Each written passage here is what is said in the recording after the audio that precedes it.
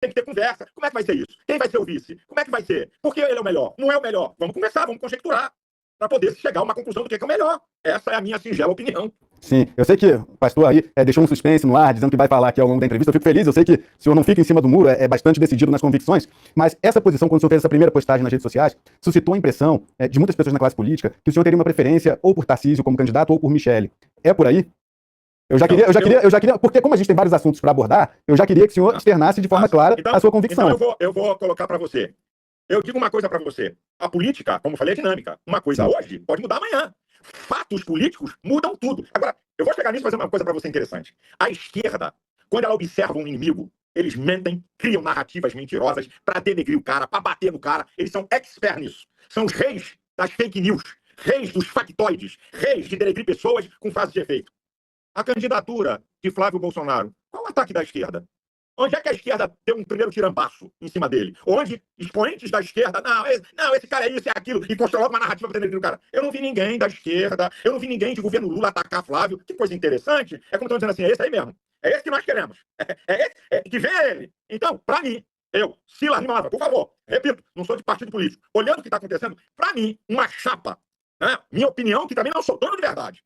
Quero deixar bem, eu não sou dono de verdade. É minha percepção. Uma chapa para ser combativa para ganhar uma eleição, Tarcísio e Michele como vice. A Michele encarna, olha o que ela encarna: mulheres, direita, evangélica e evangélicos, e é filha de nordestino. Vou contar um episódio para vocês aqui, que é muito interessante, da eleição onde Bolsonaro perdeu. Tá? Então, para mim, o Tarcísio... Aí você pega a pesquisa, e a última que saiu aí, qual é a rejeição de Flávio? É a mesma de Bolsonaro.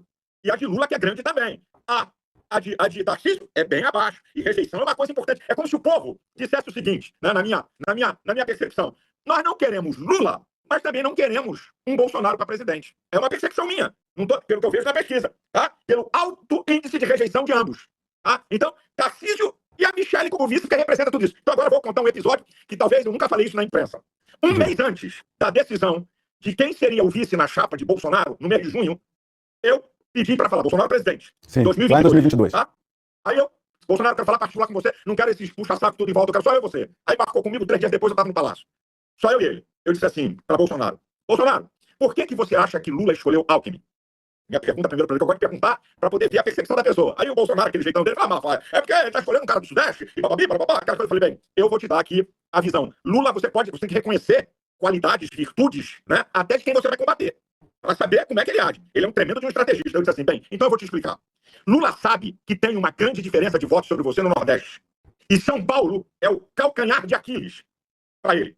Se você tiver uma distância de voto muito grande a teu favor, você tira a diferença que você vai ter no Nordeste. Então ele escolheu Alckmin. Alckmin chamou ele de ladrão, esculhambou, arrebentou, mas porque ele escolheu, Alckmin foi governador 2 vezes em São Paulo, encarna o estilo do paulista, ele sabe que você vai ganhar dele em São Paulo, mas ele quer diminuir a distância. Então eu disse assim: agora, Bolsonaro, você tem que devolver o remédio para Lula. Escolha alguém do Nordeste para teu vice. Braga Neto é um cara decente, é um cara do bem, mas ele não soma. Depois dá ele o cargo de ministro da Defesa. Aí eu disse para Bolsonaro: Deus é minha testemunha. Eu não uso o nome de Deus em vão. Bolsonaro está vivo e pode confirmar isso. Eu falei: pega o Gilson, que era ministro, que foi ministro, né? Gilson Machado.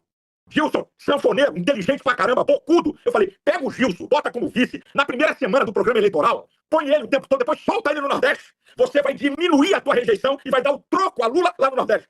Uma hora de conversa. Quando acabou a conversa, ele disse assim: cara, é um negócio para pensar. Muito bem. Um dia antes, tá? A convenção foi domingo no Maracanãzinho. 3 horas da tarde do sábado, Bolsonaro me liga: Malafaia, não dá não, já tá tudo acertado. A minha resposta para ele: em Cristo digo a verdade, não minto. A eleição é tua. Se você quer perder, o problema é seu. Você está dando um tiro no pé, porque o Braga Neto não vai somar. Você quer proteção para você antes de ganhar a eleição? O Braga Neto não soma agora, Bolsonaro. Mas a decisão é sua. Bem, essa foi a minha palavra. Eu não sou dono da verdade, eu não sou o cara entendido, mas na minha percepção, não adianta vir: olha, eu vou logo eliminando. Mas Malafaia, eu já conheço a conversa. O Tarcísio é de centro. Aí, vamos parar aí, mocinho. E Bolsonaro governou com quem? Fábio Faria, ministro das Comunicações, PSD. Ciro Nogueira, ministro, PP.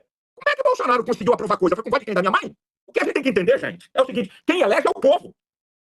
Se nós tivéssemos uma direita pura, grande, top, beleza, mas nós não temos. E Bolsonaro, isso aqui é muito importante, Bolsonaro não entregou um ministério importante ao Centrão, nenhuma estatal, e governou.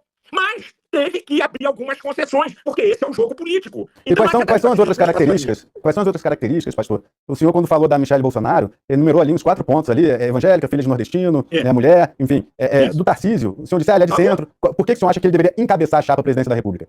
Primeiro, governador de São Paulo e está fazendo um excelente governo. Se ele estiver fazendo um péssimo governo, está descartado. Um beijo, um abraço. Vamos ser. Aqui eu não tenho paixão, Paulo. Eu não tenho paixão por homem, no sentido político. Né? Eu não tenho paixão. Então, Tarcísio está fazendo um bom governo. Bolsonaro disse para mim, a última vez que eu tive com o Bolsonaro na casa dele, a última, a gente conversando sobre isso, ele falou, Malafaia, Tarcísio é um gênio. É só ver a formação de Tarcísio. Ninguém se forma no IME, em primeiro lugar, se não for gênio. Ele falou, esse cara é um gênio. Você dá um material para ele ler, para discutir, 3 dias depois ele sabe mais que todo mundo. Inclusive, sobre São Paulo, o Bolsonaro fez essa declaração também, que quando... Ele falou pra mim sobre São Paulo. Sobre São Paulo, né? Quando o Tarcísio escolheu o Tarcísio para ser candidato em São Paulo, ele não conhecia muito, aí estudou e passou a conhecer. Isso aí. Então, para mim, Tarcísio está fazendo um grande governo com uma grande aprovação. Isso é um ponto. Outra, ele é um cara do centro e da direita, foi ministro de Bolsonaro.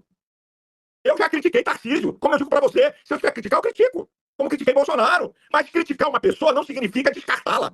Ou achar